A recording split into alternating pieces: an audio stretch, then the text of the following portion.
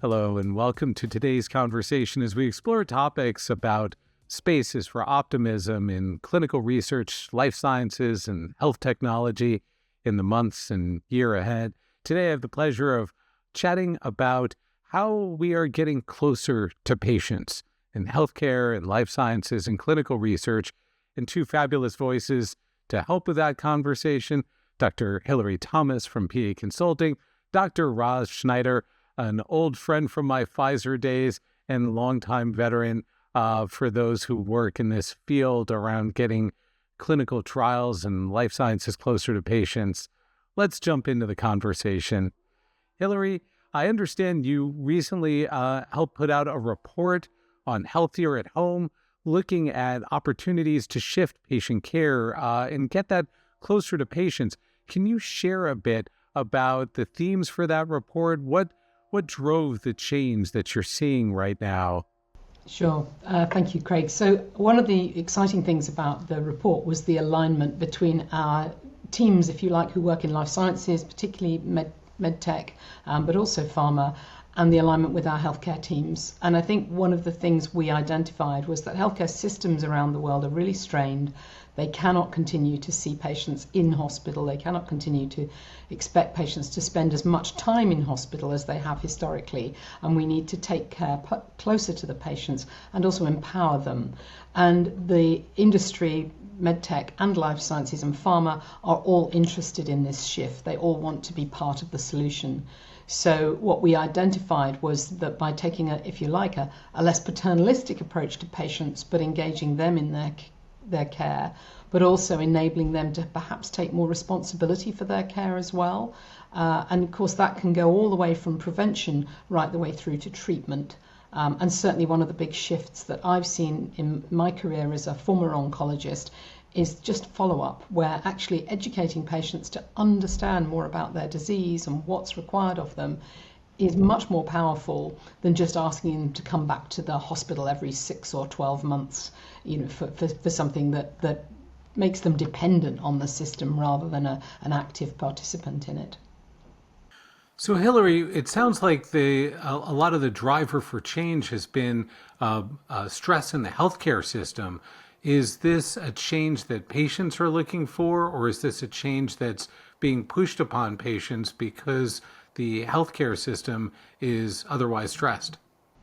I think it's both, actually. So the healthcare systems are stressed. Partly we just cannot actually staff the old models of care, if you like, the 20th century models of care. There aren't enough people coming out of university, enough people wanting to do those jobs. But also, I think patients want to take more responsibility. They want to have more autonomy.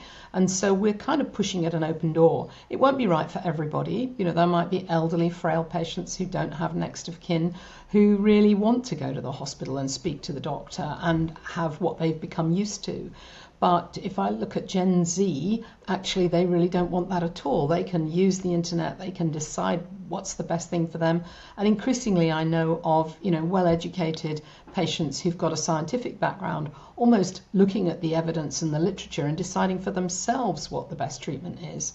And I think that needs to, stem all the way from clinical trial design right the way through to, what does your treatment look like when you get towards the end of life?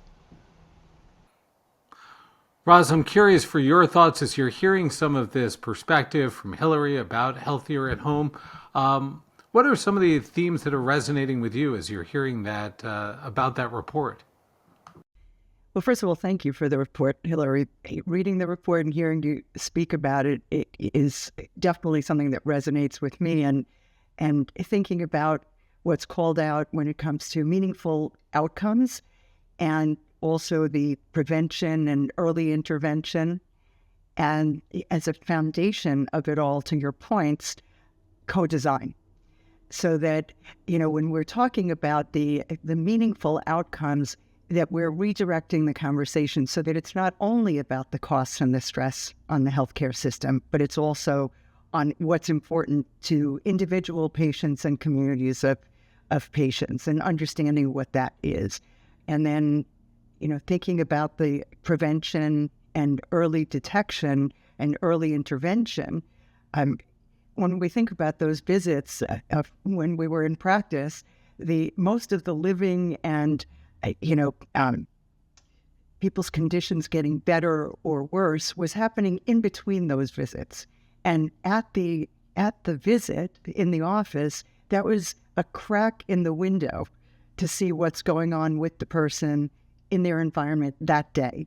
And really not a more holistic view that we would like to see what's been going on and what could have been managed potentially during that time between visits. And usually early intervention is better. So I think this connection in between, in the home, in the community, for those people who want it and who can manage it, could be very helpful for that early intervention. Prevention would be ideal, but not everything is preventable, at least today. We know that. And then again, as a foundation, having co-design so that we're not creating a community of worried well people, because now, people are spending more time looking at their watch and their ring and their data than going out for a walk and looking at the leaves change color, in the fall, which could be much more beneficial to their health. So it's finding that balance that I think we need with new technologies, and again, also with alerts for anything that might be monitored at home on the side of the people who are being monitored, but also the healthcare teams, because we don't want to burden them even more now by having unfiltered alerts coming through to the healthcare teams. Again, trying to solve a problem, but potentially making it worse because we've now introduced a technology that could make it better if implemented thoughtfully, but also could make it worse if we're not talking to all of the critical stakeholders.